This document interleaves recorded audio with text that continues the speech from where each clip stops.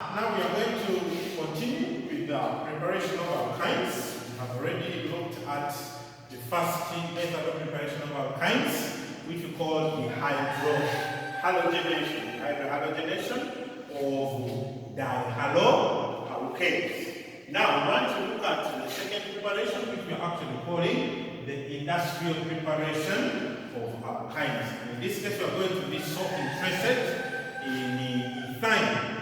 If you want ethine, you're going to begin with limestone, which is actually calcium carbonate. If you want propine, you're going to begin with magnesium carbonate. So let's look at if we begin with limestone. Limestone, being calcium carbonate, when you heat it, it decomposes to form calcium oxide and carbon dioxide gas. So the calcium oxide is what you're calling quicklime. Now, this quicklime, you're going to introduce it in what you call an electric furnace. And then you're going to heat it further in presence of coke to form what we have called calcium dicarbonate. And on hydrolysis of calcium dicarbonate, you form lime water and also you develop ethine. So let's illustrate the statement in the equation so that you can make sense out of it. So we have said, I will begin with calcium carbonate. If we heat calcium carbonate, it decomposes to give us calcium oxide and carbon dioxide gas. So this is limestone, this is quicklime. Now, this calcium oxide quicklime that we have formed, we are going to react it with the coke. We are going to react it with coke in an electric furnace at 200 degrees Celsius. At 200 degrees Celsius. So what we are going to form at 2000 degrees Celsius, this is 2000 degrees Celsius, leading to the formation of calcium carbide. Calcium carbide is just that. And then plus carbon dioxide gas. How do you balance such an equation? We are going to put here a 2. If we put there a 2, that means we can put here 2 also. So this becomes 2 calcium, the carbide, the carbon. 4 plus 1, that is 5. That is 5. So we put there 5. Now, this calcium dicarbonate is like this. C, triple bond, C. Then Ca. It is more like that. Do you see that? So this calcium dicarbonate that we have formed is going to undergo electrolysis. This is the solid. When it undergoes electrolysis, hydrolysis in presence of water, H2O. What are we going to form? We are going to form calcium hydroxide. We are forming calcium hydroxide. Up here. Then we are also forming ethine. Ethine is CH triple bond CH. CH triple bond CH. So that is what we form. Of course, balance we need to put here 2. And the equation we have balance. So this is the industrial preparation of ethine. At our level, we are always interested in ethine. The industrial preparation of ethine. If you want other preparations, please you can refer to your textbooks or Google.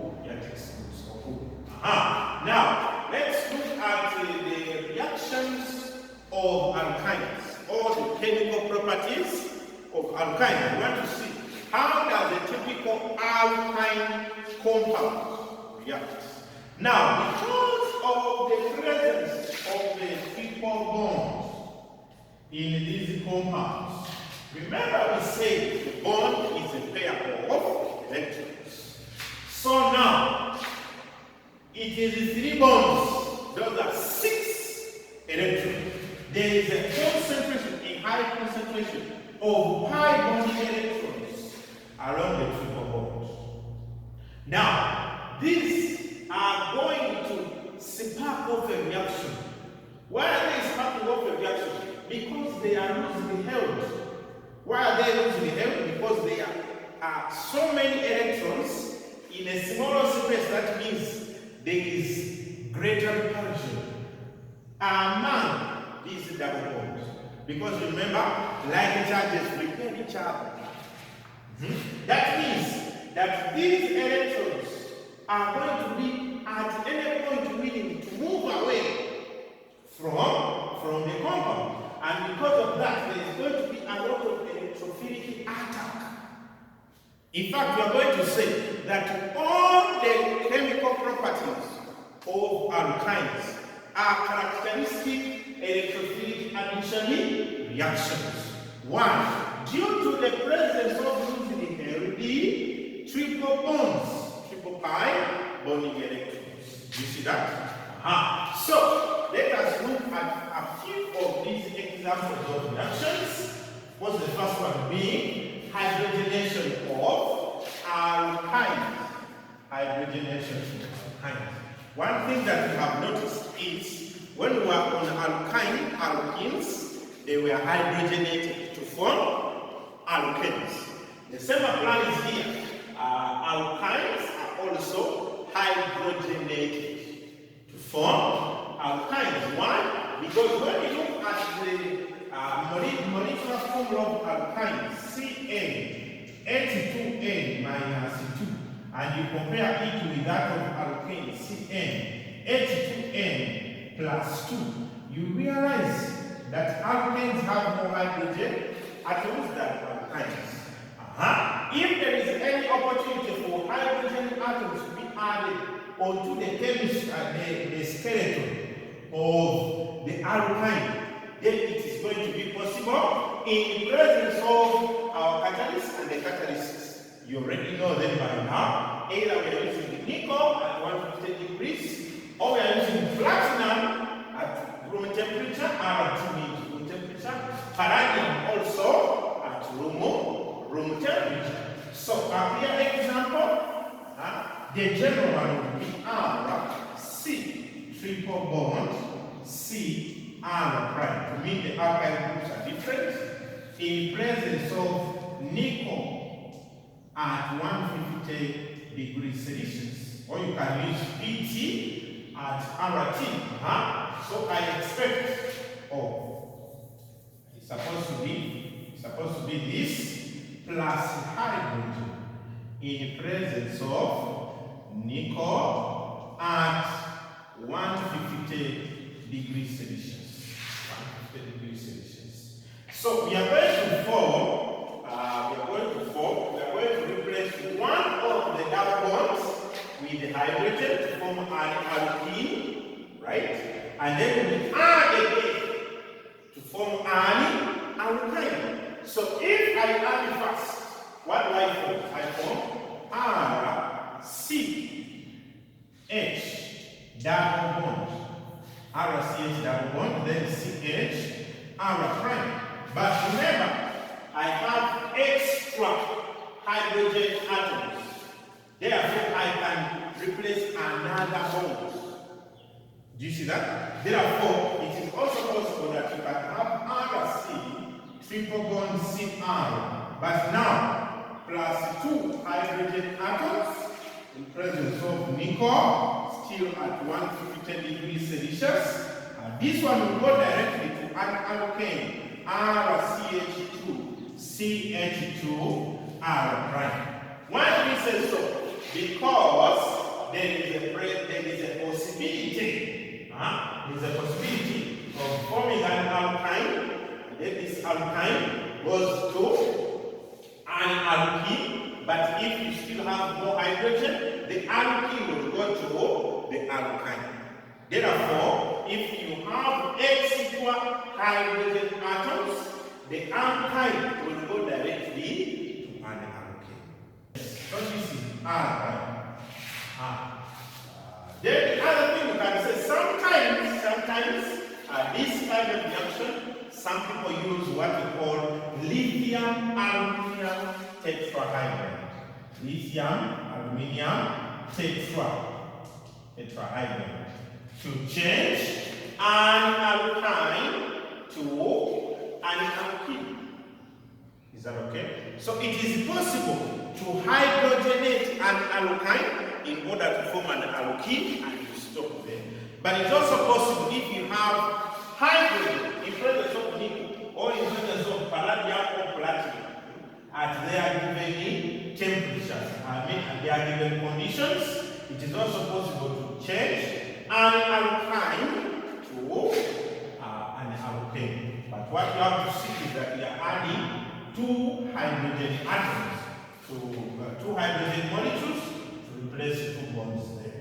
So that is our first reaction of alkynes, addition of hydrogen in presence of nickel at 150, platinum or palladium at a room temperature. That is our first reaction.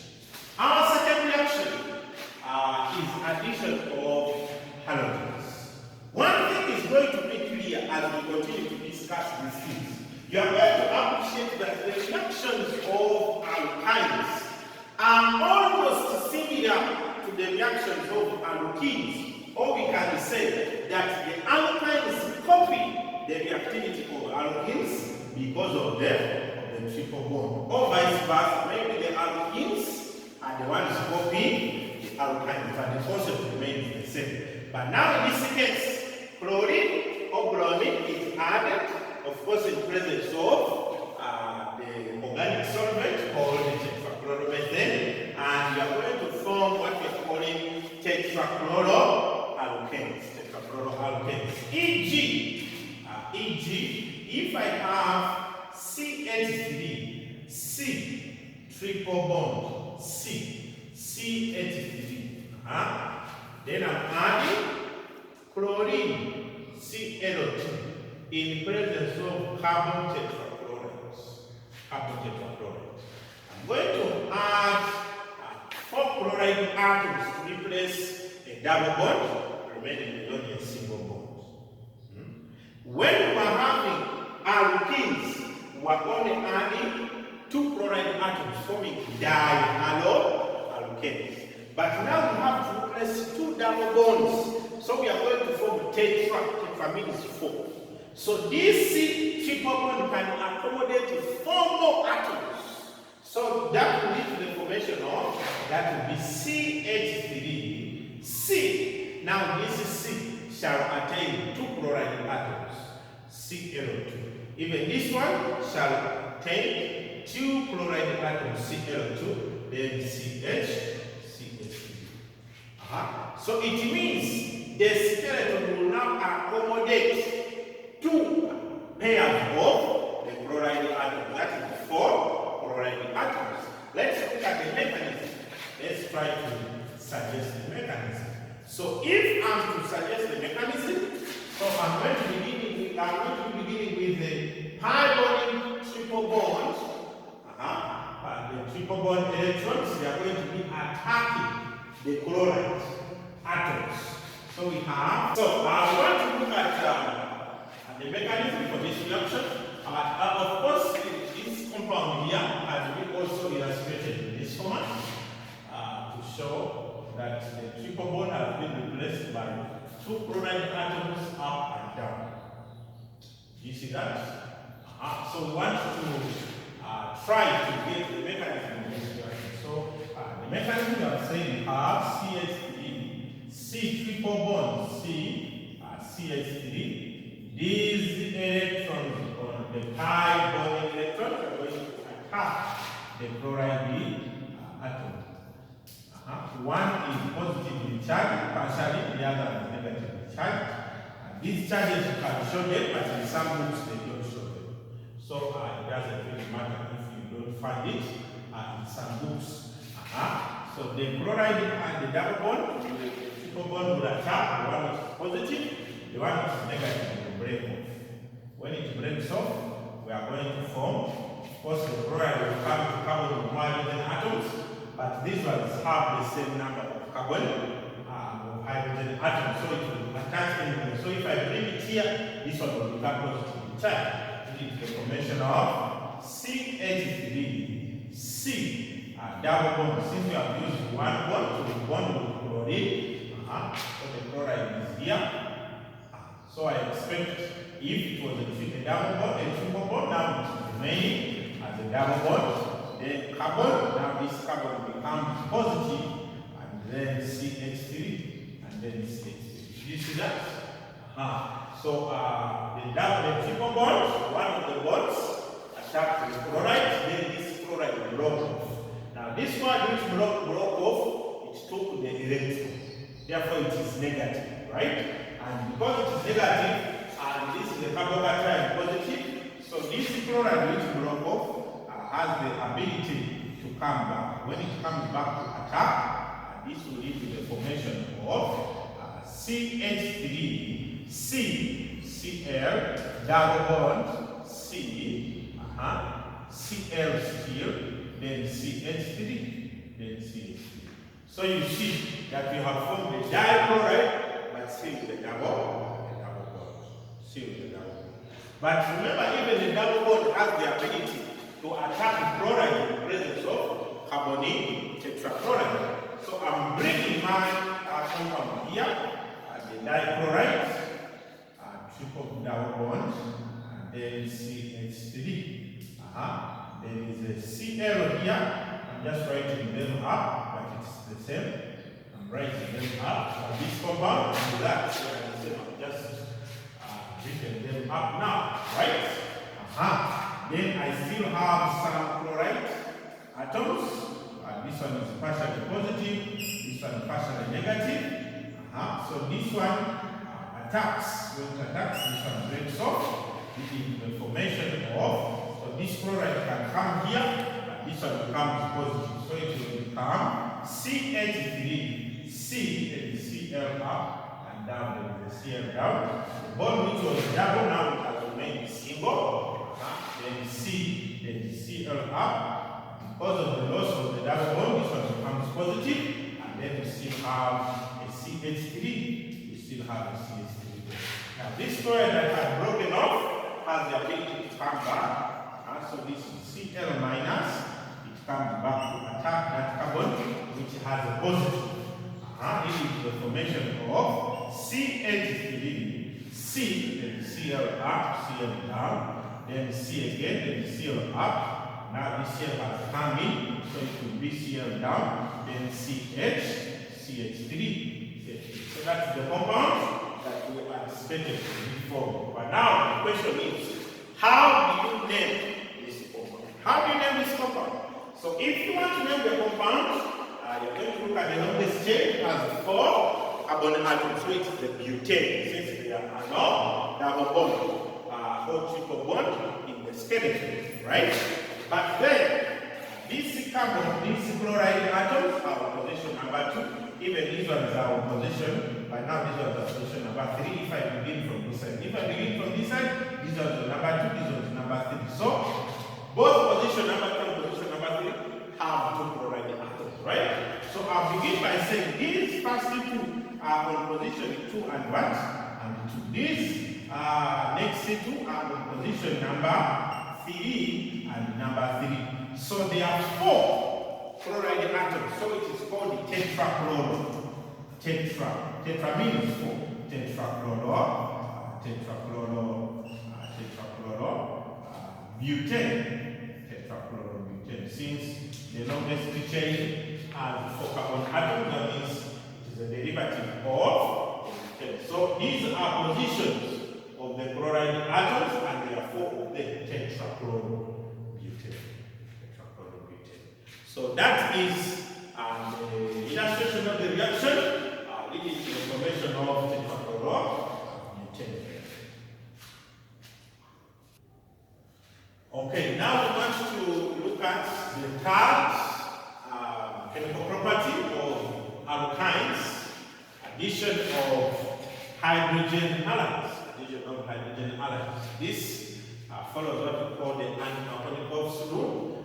I mean the Markovnikov's rule. It follows the Markovnikov's rule, which is the formation of dihaloalkanes. An example we can have, for example, CH3C triple bond, C triple bond, CH, C triple bond, CH. We are adding HBr. We are adding HBr. What happens there? The H will come here where there is more hydrogen atoms. Then the bromide will come here, right? But then if you have extra, so I'm going to say 2 of them, then another one will come here, then the bromide will come here, leading to the formation of CH3C, Br up, Br down, then CH3, CH3. Let's try to suggest the mechanism. So you have to appreciate that. Let's try to suggest the mechanism. So under the mechanism we have CH3C triple bond CH. Then we have our HBr. Due to the difference in electronegativity values, this becomes positive, this becomes negative. The triple bond will attack the hydrogen, the bromide will break off, leading to the formation of. So this hydrogen, when it comes, it is going to select this carbon across the triple bond, because we are comparing this carbon and this carbon. We are asking this hydrogen, where will it go? Will it come here or here? So it will choose to come to this carbon which has more hydrogen atoms. This has 1, this has nothing. So it will come here, leading to the formation of CH3C. Then we had 3 bonds, now we remain with 2. Then CH2. Of course, this hydrogen has come here. This one has lost its bond, and because of that, it becomes positive. And because it has become positive, this bromide, which went with our electron from this bond, is going to come and attack. It will attack there, leading to the formation of CH3C, Br double bond, then CH2. But because of this double bond can still attack the compound. When it attacks the compound, remember our compound is HBr, we have 2 of them. So this one is the partial positive, partial negative due to the electronegativity differences. This one will be attacked, this one will break off. When that happens, we are going to form, that is CH3. We are going to form CH3, then C. This H will come to carbon with hydrogen atom, this one will be positive. So there is Br here, positive. Then CH3, the hydrogen has come here, leading to the formation of CH3. This bromide, which has broken off, is going to come and attack that carbon with more hydrogen atoms, leading to the formation of, that is CH3C. There's Br here, but now there is another Br down, which has attacked and come in. Then we have CH3. We have CH3. This compound is called what? How do you name that compound? 3 carbon atoms, so it is a propane. But we have 2 bromo atoms across, on carbon number 2. So the first one is on carbon number 2, the second number 2, bromo, propane. So if you remember the mechanism of reaction of the hydrogen halides across the double bond, then across the triple bond, it should not give you a hard time. It should not give you a hard time. That is the mechanism. That is our third reaction of hydrogen halides. If there was HCl, it would be the same. What if they give you HBr in presence of peroxide? In presence of the peroxide. How would it be? For example, if we had CH3C triple bond CH, Then they are saying HBr in presence of a peroxide. What will happen? We expect now anti-Markov's rule. This hydrogen will come to carbon with less hydrogen atoms. Then the Br will come here into the formation of CH3, CH, double bond, CH2, Br, double bond, CH2, Br.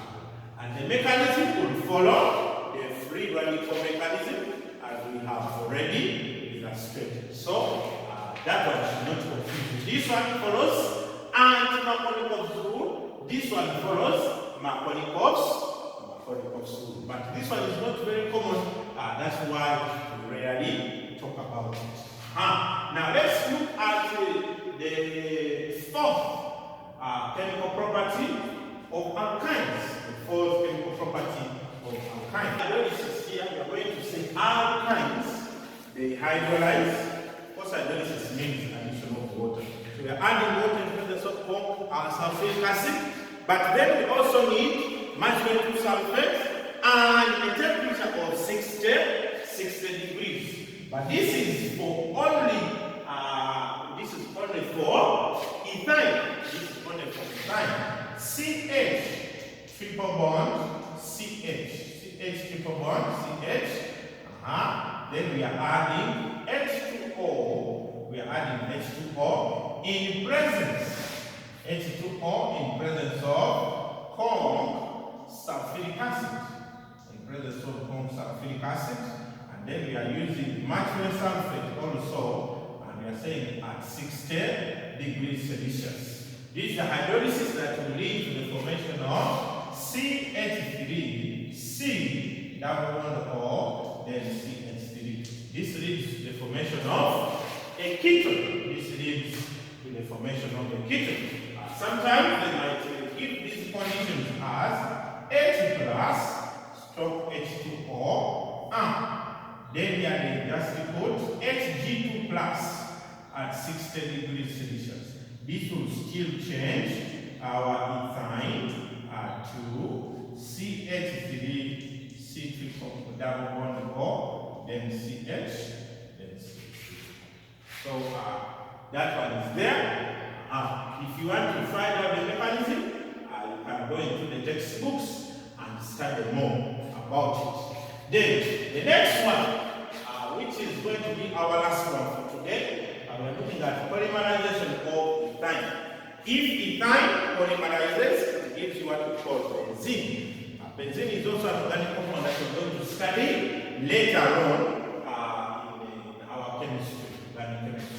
And they are saying that it polymerizes in presence of organonickel catalyst at a temperature of 60 to 70 degrees. So we have CH, triple bond CH, we are adding organonickel